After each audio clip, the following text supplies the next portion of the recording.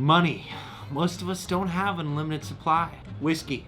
Most of us want the best. The problem is, there's a lot of shit whiskey out there. So here's 5 whiskeys I would avoid like the plague.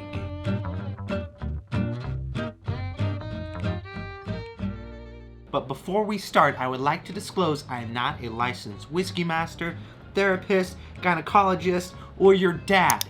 But you should still listen to me, probably. Let's get started. Now, whiskey number 1 is Castle & Key Kentucky Straight Bourbon Whiskey. Distilled out of the recently purchased and renovated Old Taylor Distillery, Castle & Key Kentucky Straight Bourbon is their first whiskey release since they have opened. This whiskey is aged 4 years and made up of 73% corn, 10% rye, and 17% malted barley. Coming from such a historical distillery with plenty of funds to renovate and bring this back into operation, this beautiful bottle, which seriously is one of the coolest bottles, is filled with piss water. Not only did I have to pay $60 for this, but I had to hunt for it. It was not an easy find, but when I got it and I cracked it open and I drank it, I faced deep, deep regrets all within. That time I spent hunting this bottle, I'll never get back.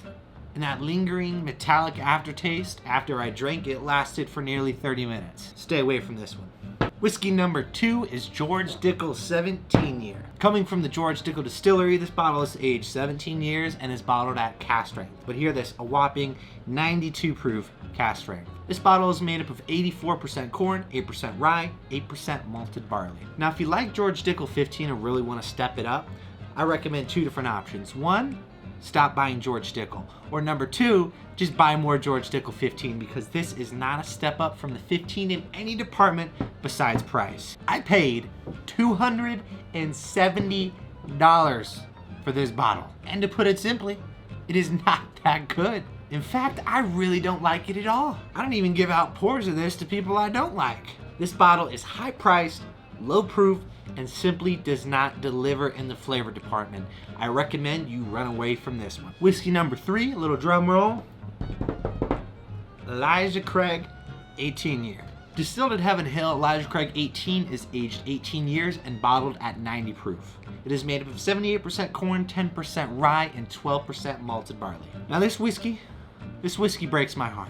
Why, Connor? Why would this whiskey break your heart? Well, let me tell you. When I first tried this whiskey, I paid $40 for 2 ounces of it in Kentucky at a whiskey bar. And I tell you what, it was delicious. So I returned home with a vengeance to find this bottle. And after several months of hunting, I find it for $200, and I pull the trigger. Now this is where the story takes a dark turn.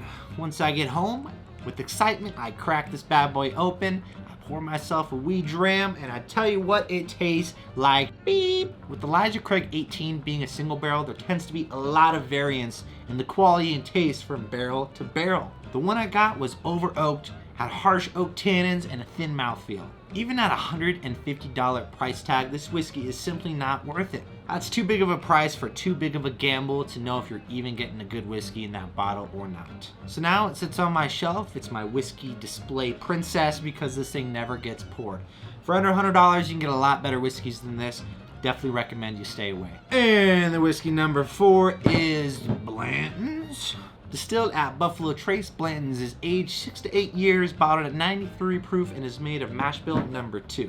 Made famous for its lettered horse butt plug and its unique grenade shape, this whiskey brings all the taters to the yard. Currently retailing for about $60 to $70, the popularity on this whiskey has it selling for hundreds on the secondary market. And let's say you don't spend days or weeks or months trying to find this bottle hunting liquor store from liquor store, and it just falls into your hands at retail. For me, it's still not worth it at that. Old Forester 1920 Woodford Reserve Double Oaked Wild Turkey Rare Breed New Riff Elijah Craig Barrel Proof Bardstown Origin Series, all those under $60 and would blow Blantons out of the water any day of the week. But if you're into these cool looking horsey butt plugs, then I do recommend you get a bottle or just go to buffalotrace.com and buy the complete topper set for like, I don't know, $30-$40. That way you can have all the horsey butt plugs for every day of the week. Every letter of the Blantons. Now whiskey number 5 is going to be Henry McKenna 10 Year. Distilled at Heaven Hill, aged 10 years, bottled at 100 proof, and is made up of 78% corn, 10% rye, and 12% malted barley. Once known for being a budget banger under $30, this whiskey caught a wave of love and doubled down on its price. Now retailing for about $70, this whiskey has officially fallen short for me. Now this whiskey is good, but it is not great. It does have some classic bourbon notes, but there's just not a lot of complexity, especially for the price. For 100 proof, it drinks pretty hot and it has a pretty unpleasant dry finish. I don't know what this whiskey did while it was inside that barrel for 10 years, but something went wrong. So for me, I won't be buying this bottle again. Now it is your guys' turn. I ask you, what is a bottle of whiskey that you purchased and regret buying? It was a pleasure drinking with you guys today. Make sure to subscribe. We got a new video every single week. Cheers.